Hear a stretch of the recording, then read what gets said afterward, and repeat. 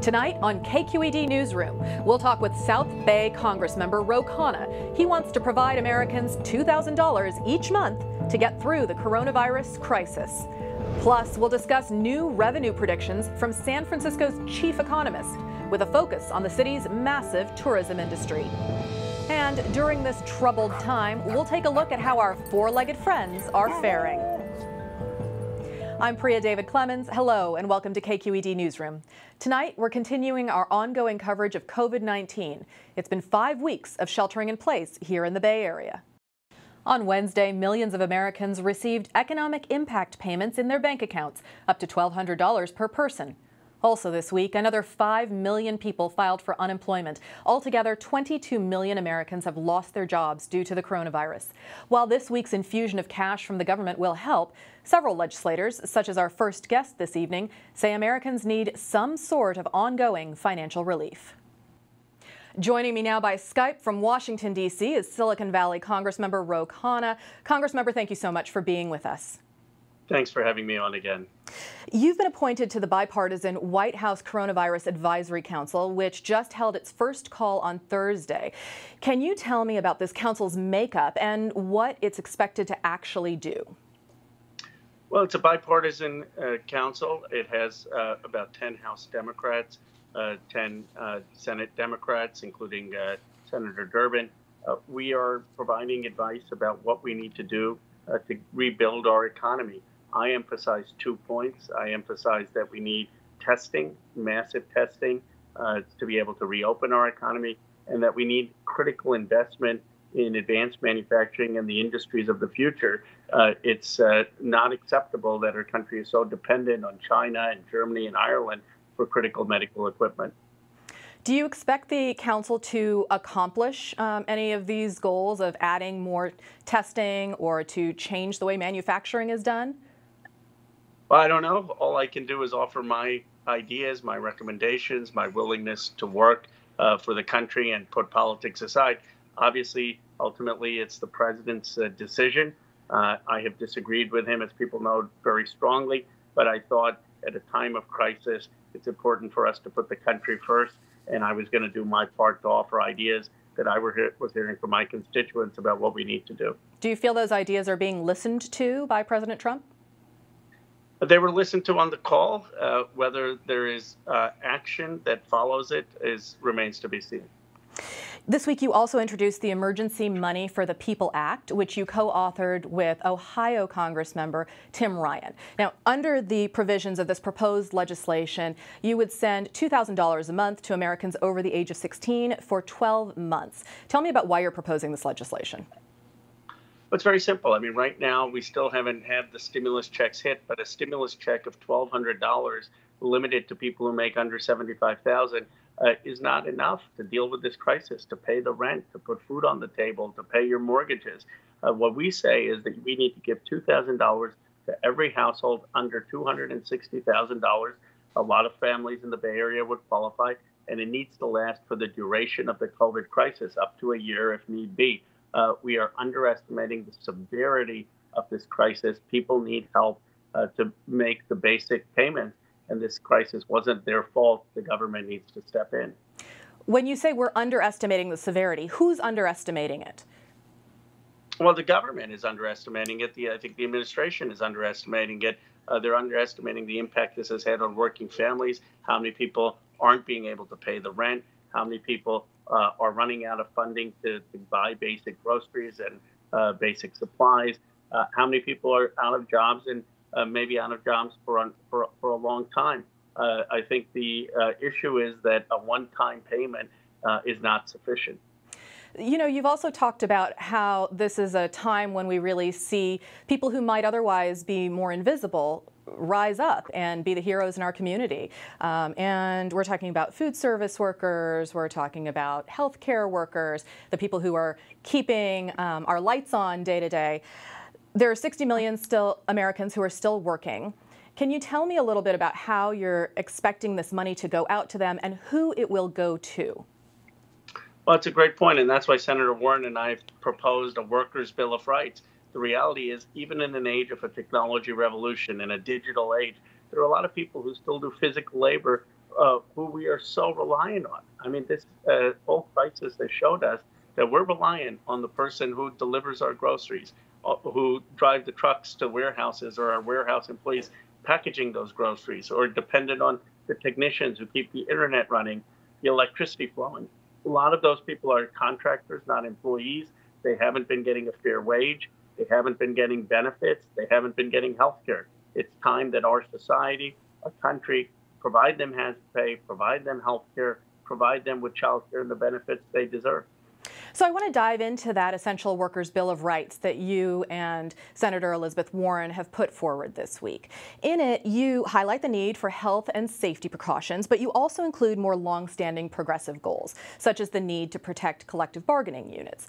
Do you expect any action to come from this Bill of Rights, or is it perhaps a way of stating progressive values during this crisis? No, we need this to be part of the next stimulus bill, and Senator Warren and I are writing a letter to Speaker Pelosi. We're talking to her and other colleagues. I think this is something that we all should agree on, that if someone is going to the grocery store to work, they should be safe. They should get a decent wage and be paid for the risk they're taking. They should have child care. They should have an ability to bargain for their rights. The point is that this would just be during the COVID crisis. So it's not a permanent change, but it is something that's needed.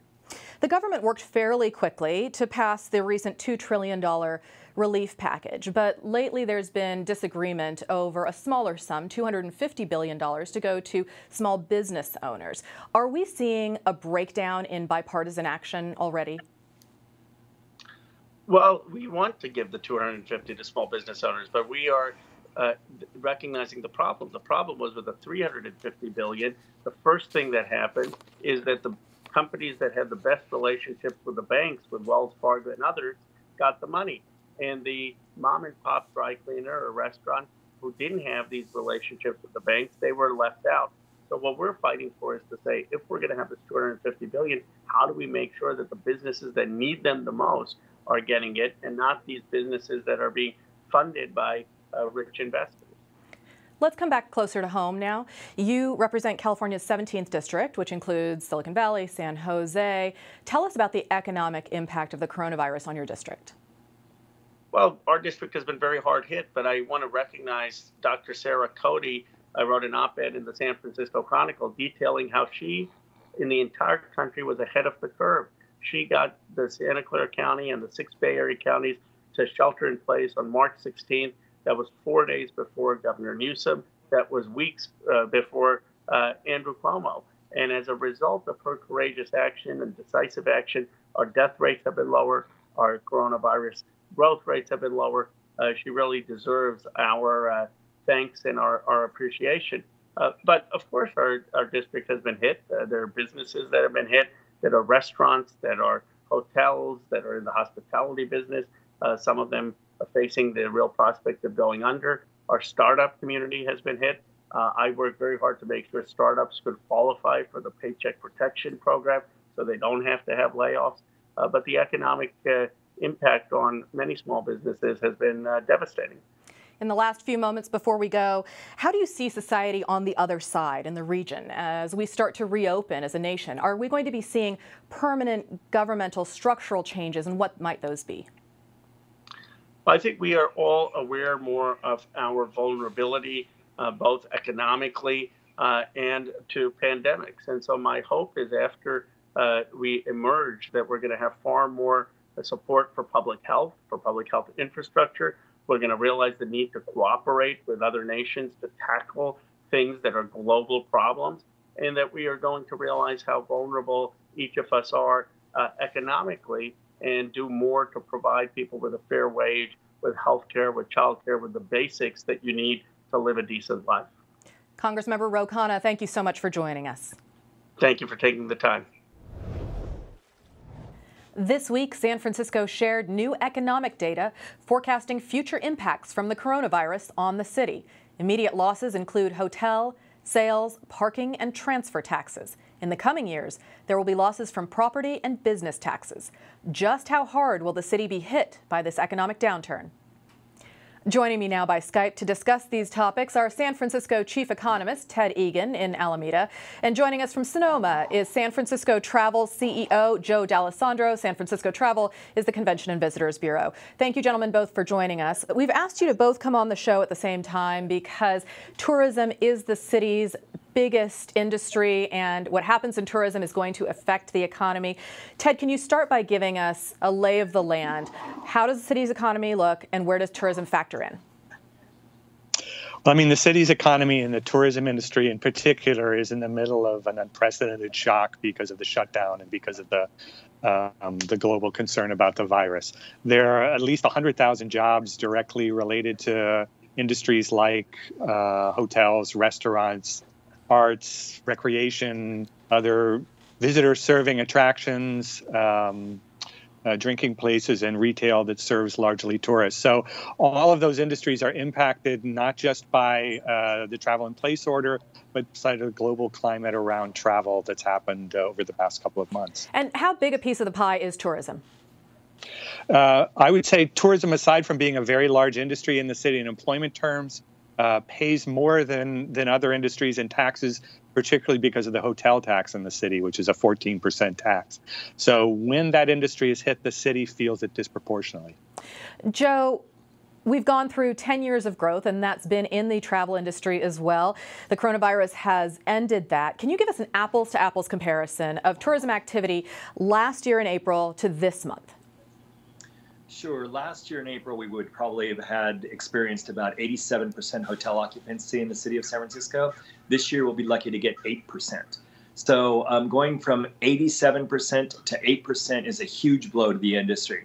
Visitors in San Francisco spend about $11 billion a year in our economy, and the hit is terrific this year. It's nothing that we've ever experienced before. In fact, we're saying now it's about 9 times worse than the impacts of the travel industry felt during 9/11. And Ted, you've laid out some new economic predictions under a couple of different scenarios this week. Tell us what you're looking at for the future. There are a lot of uncertainties about the city's near-term economic future because of the coronavirus. It depends, first and foremost, about how the war against the virus is going and how quickly things can get back to the way they were a couple of months ago. Then it also depends on how consumers respond when things start opening up again. And both of those are major unknowns. I would say that the city is looking at under even an optimistic scenario, we're looking at revenue losses in excess of $700 million over the next 3 years. And under a more pessimistic scenario, over $1.2 billion in revenue losses, including the hotel tax that I mentioned before. These are very early estimates. The real economic data is only just starting to roll in from March. And so they're going to be subject to later revision as we learn more. So as we have these losses rolling in, what will it mean for the city's budget? How deeply will it need to be cut? Because we've had 10 years of economic growth, the city is much better positioned in this recession than it has been in the past. We've got reserves between rainy day funds, stabilization reserves, general reserve in the range of $700 to $800 million. And that's going to help, but that's not going to get us all the way there in an extended recession. So it's going to be recession time in City Hall, and we're going to have to looking at savings. Joe, the stop in tourism has had a heavy toll on hotels and restaurants and even on your organization. I understand you've had to let go of about 60% of your staff, and those who've remained have taken 20% pay cuts. Do you have an expectation that someday we're going to get back to tourism as it was pre-coronavirus, or do you think tourism is forever changed here in the Bay Area? You know, I don't think it's forever changed. I think that it will come back. It's not going to come back anytime soon. I think the way people travel and the way people travel, especially in large groups, will change, and will change until we have a vaccine or until we have some sort of solution to the health crisis that we're having right now. You know, some estimates are that we won't see numbers in like 2019 until maybe 2023 again, but it will come back. It's just going to take some time, we believe. And one of the ways you're looking at pivoting is to do some virtual tourism. I mean, unexpectedly and unbelievably, it looks like Burning Man is going online this year. What about big San Francisco tradition events? Pride, Hardly Strictly Bluegrass. Are you going to be looking at moving those online? I think a lot of events will go online to keep the character of the event alive, especially this year. But the events like that have to be in person. People have to experience those things directly in order to really benefit. And the economic benefit of travel and tourism is when people are actually participating, when they're actually going to restaurants, when they're actually going to meetings and conventions, when they're actually going to the theater or going to an arts activity or to an event. So although this year is going to be very challenging for these major events to continue to happen, I think we'll see them coming back in the future, because that's kind of the necessary part of a major event like that. And it's also part of the DNA of San Francisco. We talked with the Golden Gate Restaurant Association last week, and they were saying that about 30% of restaurants in California could close permanently following this recession through this pandemic. Where do you see the hotel industry landing on the other side of this coronavirus pandemic? So I think hotels are a different animal. They're larger operations than restaurants. So many restaurants that are having a struggle right now are mom and pop or smaller operations. And they are also the character of San Francisco. So many people come here for our food and our culinary scene. I think hotels will survive. A lot of them have suspended their operations right now. In fact, a large percentage of the hotels in San Francisco have suspended the operations. But as business travel starts to come back, as leisure travel starts to come back, as convention and meeting travel starts to come back, the hotels will reopen, will rehire people, and will start to experience the hotel industry that we knew before the pandemic started. Ted, in the last 3 weeks, every job that has been created since the Great Recession has been wiped out. More than 20 million jobs. What does that mean for this area? And when do you expect to see those come back? Do you expect to see them come back? I think, like Joe, it's reasonable to think that there's going to be a period of adjustment once the shelter-in-place orders are lifted and when things get back to normal. That could be some period of time. That could be up to a year and a half of sort of gradually getting back to normal. And I think scenarios of 2023 are not out of the range of the possible at all. I'm hoping that once the shelter-in-place lifts, we're going to start to see growth. And if that happens, we could start to see growth again by the second half of the year. But to climb back to full employment, to normal economy, what we'd recognize, it's going to take some number of years. And Ted, this crisis is impacting, obviously, not just the tourism industry. How else is it being felt in the San Francisco Bay Area economy? Well, I think it's fair to say the travel industry was the first to feel it, and it's feeling it very deeply given the numbers Joe is sharing. But I mean, for example, virtually all of the construction industry in San Francisco is shut down. Retail businesses that are not essential businesses are shut down. Manufacturing is shut down. Essential businesses that are not, or in wholesale that are, for example, are shut down. So across the board, you're seeing industries at the very least affected by it. And if they can't manage to work remotely, like a lot of office workers, then they're in a situation where they're not able to raise revenue and people are not able to work. And that's where those millions of job losses are coming from. Joe, what are you going to be watching for as indicators that the economy is starting to move back, that the travel industry is starting to flow again? So what we feel is going to happen is that we feel that the beginning of people traveling again, especially on the leisure side, will be regional travelers, will be people from Northern California, people that feel comfortable, they understand kind of what's been happening in Northern California. Then it'll spread a little bit further away, maybe Southern California and the Pacific Northwest.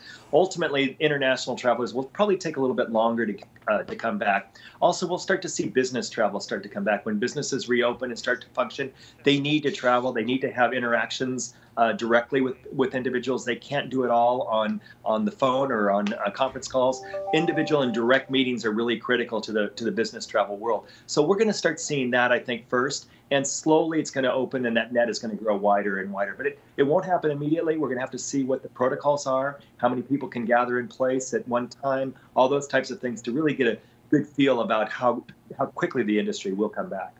Ted, same question to you. What are you going to be watching? What are the indicators to show that the economy is either moving into a deeper recession or is improving?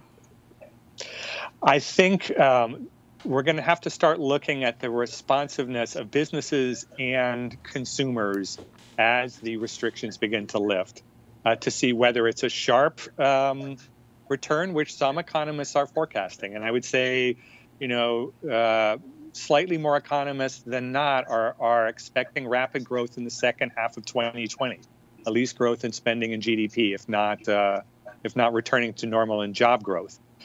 So locally, we're going to be watching what happens with businesses once they're allowed to reopen. Are they all reopening? Are they full of customers? Is life normal? But if you're in a world, for example, where you can't admit as many people in your business as you used to, even if you're open, and even if people want to go there, then you're looking at curtailed revenue when you're opening, and that prolongs the economic pain. Chief Economist for San Francisco, Ted Egan, and SF Travel CEO, Joe D'Alessandro. Gentlemen, thank you both so much for joining us. Thank you, Rhea. Thank you. Many people stuck at home have decided now is the perfect time for a pet. So many, in fact, that shelters have reported record numbers of people looking to adopt or foster animals. But just as shelters were starting to empty out, a new trend is emerging. More pets are being returned or abandoned as their owners become unemployed. Joining me now to discuss this is Family Dog Rescue Executive Director Ilse Jewell. Ilse, thanks for joining us. Thank you for having me. Tell me about Family Dog Rescue and about how business has been going since the quarantine was put into place. Okay, so we're celebrating our 10th year, and this is our 3rd year at this location. We're in the Bayview in San Francisco. And wow, since COVID-19 has happened, a lot has changed for us. Some of my low-cost clinics that I used to be able to go to get simple things such as vaccinations are no longer available to me. Sourcing cleaning supplies has now become a challenge. Vaccinations, I hit a little bit of a bump there, but managed to get over that hump. Dogs are being abandoned in Central Valley because of the economic crisis and the illness that's that's affected everyone basically. So municipal shelters are no longer taking owner surrenders. Animal control officers are no longer picking up dogs stray in the field, which puts us in a really unique position because we've always been here, but now we're definitely a safety net for those animals. So we're working with our partners as we've always done. And now we don't really have an in-between really so much. Now we're working directly with people who are in these rural areas where we get our dogs, and the need is increased. It has not decreased. And so we're still pulling dogs. Our adoption and foster rate, the day of March 16th when we got the shelter-in-place order, I was here until 10 o'clock. We put 40 dogs into foster, 10 adoptions. Normally we leave, let's say like 7 or 8 o'clock at night. And in a typical day, we were seeing, on a weekend, maybe 7 or 8 dogs. Now we're seeing that adoption number consistently, and our foster number has gone up as well. So your adoptions and fosters have gone up, but the number of dogs that need a home, it sounds like, is also increasing pretty significantly. Oh, yeah. I honestly can't quantify that for you. I would like to say it's not as high of a number. I would say we're seeing 3 to 4 times the number of dogs just getting dumped. And it was sad before. It's now sort of definitely in a crisis mode. And are you seeing that mostly in the Central Valley, or are you seeing that here in the Bay Area as well? We don't really pull that many dogs from the Bay Area. We are accepting some dogs that were adopted out a while back, and then people lost their jobs, so their owners surrendering those dogs back to us. It hasn't been a huge number in that way, but in the Central Valley, puppies, senior dogs, adult dogs, we tend to take the more challenging cases, and we continue to do that. We brought in a couple of dogs that definitely weren't in great shape. We'll take them to the vet, we'll care for them, and then when they're ready to get adopted, they'll be adopted. They may go into foster until they're adopted or they're healthy enough to be adopted. But yeah, the numbers it's bad. It's really bad right now. Do you need more people to volunteer to foster animals or to adopt? Oh yes, both. We're not at this point taking any walk-ins, which used to be a significant way that people came in and would adopt. We're only doing it by appointment. We've been swamped. I believe our calendar is booked starting into June at this moment. So yeah, we are looking for foster. We are looking for adoptions. There's some stipulations, so people should send us an email. But yeah, we're still looking. The need has not decreased at all. Is this a good time for people to adopt a pet, or is this setting up some unrealistic expectations for that animal? That's an excellent question. So one of the things we've done recently is cautioned people who are adopting puppies to actually not spend 24 hours a day with the dog. You're going to end up when life gets back to whatever is normal, you're going to then go to work, your kids are going to go to school, the dog's going to be left alone for some period of time. We don't like it when dogs are left alone for any more than 6 hours at a time. So we're cautioning people that you actually have to leave the puppy in the home and do ever increasingly larger increments of time that you're not with the puppy. And the truth, that would be true also for an adult dog. Spend a fair amount of time with the dog, but you have to create a relationship where the dog is able to be by itself and feel comfortable in the home. So it's a new component that we've added, because in the past people would have naturally just been like, oh, hey, I'm going to be out of my house for a couple hours, and they would leave, and then the dog would just get accustomed to that. So everyone has this, I think, fantasy. It's such a great time to bring a dog home, and you're right, it is an amazing time to bring a dog home. You will have the warmth and companionship, but then you can't let the dog freak out when it's not used to you not being around. What kinds of changes have you needed to make at the shelter to implement social distancing guidelines? We've no longer take walk-ins, so you can only arrive at appointment times. We already had rooms that were set up for adoption appointments or foster appointments, so a family will come in, we're having people sign an attestation that says that they're healthy, and then we're wearing face masks. Hopefully, if they have their own protective gear, they're wearing that. We then would bring them into the room, meet with them, introduce them to the dog. So it's only really, I think, a physical distancing component that we just have to kind of focus on. And then obviously we're keeping the shelter clean, sanitizing stuff. If people want to wear gloves, we can offer them gloves. But we're not discouraging people from coming. It's just, if you know you're healthy, you know you haven't been exposed, send us an email. You may not hear from us for a little bit. You may not get an appointment anytime soon. But yeah, we're here. We want people to come in. We want to try and pair you with the dog that would be right for your household. So yeah, we're here. Ilsa Jewell, Executive Director of Family Dog Rescue, thank you so much. Thank you, Priya. As always, you can find more of our coverage at kqed.org/kqed-newsroom. I'm Priya David Clemens. You can reach me through my social media handle, Priya D. Clemens. Thank you for joining us. Stay safe.